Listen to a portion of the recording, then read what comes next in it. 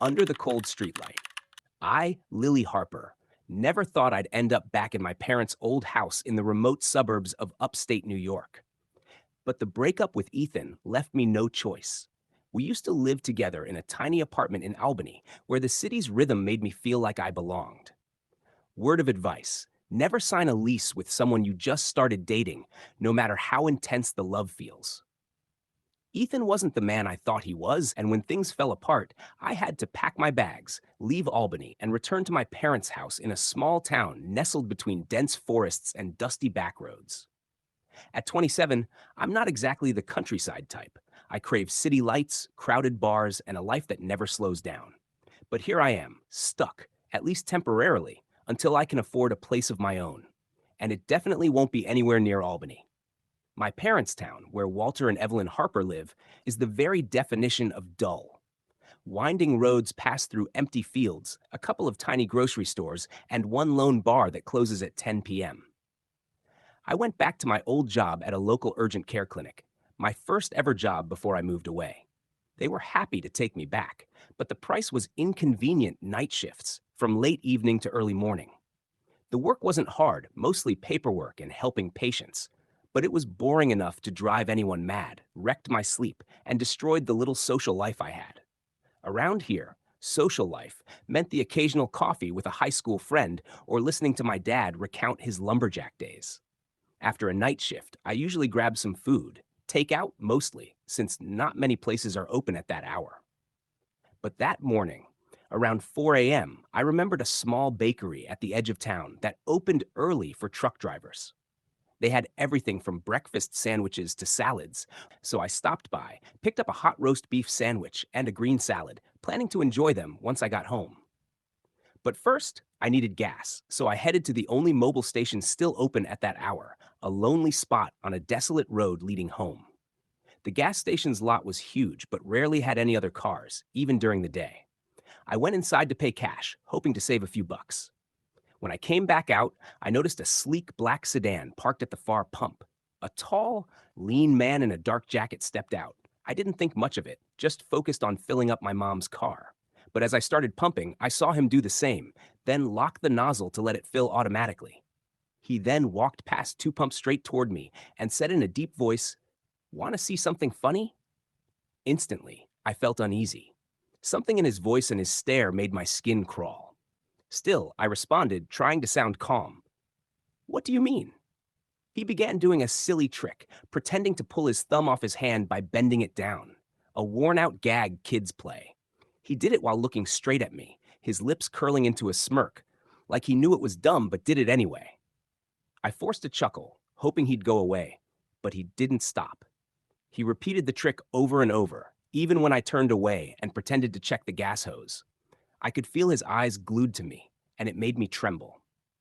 When the pump clicked off, I let out a breath of relief. I quickly replaced the nozzle, rushed inside to grab my change, and got out as fast as I could. The man was gone, but the black sedan was still there, hose still plugged in. I didn't want to linger and attract more attention, so I jumped in the car and locked the doors.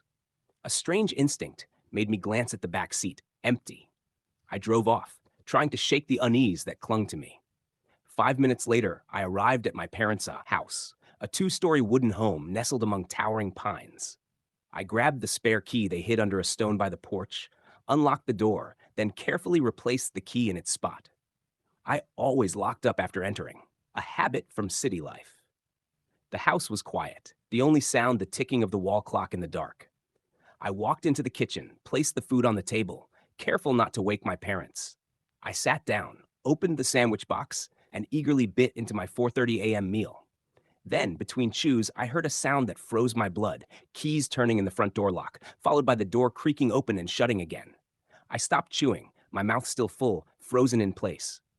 "Dad? Mom?" I whispered, my voice trembling. No reply. No footsteps. No sound at all. I stood, ran to the front hall, empty. My heart thundered, fear washing over me. I bolted upstairs and burst into my parents' room, not thinking. Startled, they sat up, groggy confusion giving way to panic as they saw me gasping. "Someone just came into the house," I whispered, voice cracking. "Dad, Walter jumped out of bed, threw on his robe, and grabbed the old baseball bat from under his bed. "Stay with your mother," he said firmly, rushing downstairs. I followed him, fear be damned, while Mom Evelyn clutched my arm, shaking. Dad turned on every light, warm yellow flooding the house, but it didn't chase away the chill in my bones. He checked the spare key spot outside, just a bare stone. The key was gone. Mom exhaled sharply, beginning to scold me for not checking before putting it back, but Dad silenced her with a look. He started checking each room, bat in hand. We moved from the living room to the kitchen to my brother's old room, now a storage space. He checked quickly, flicked on the light, then moved on.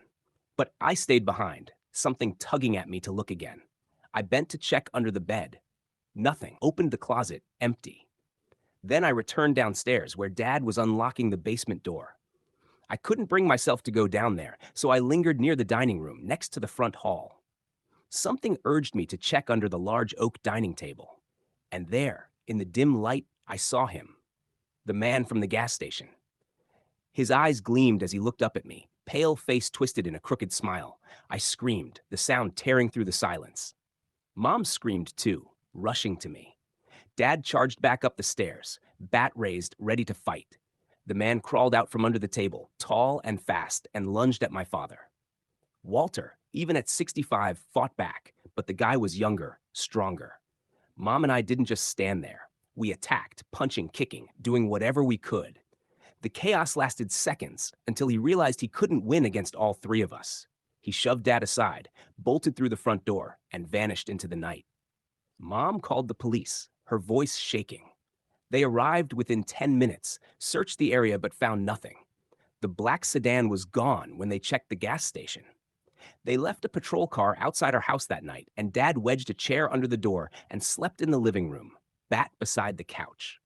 The next morning, he replaced every lock, and the outdoor spare key tradition officially ended.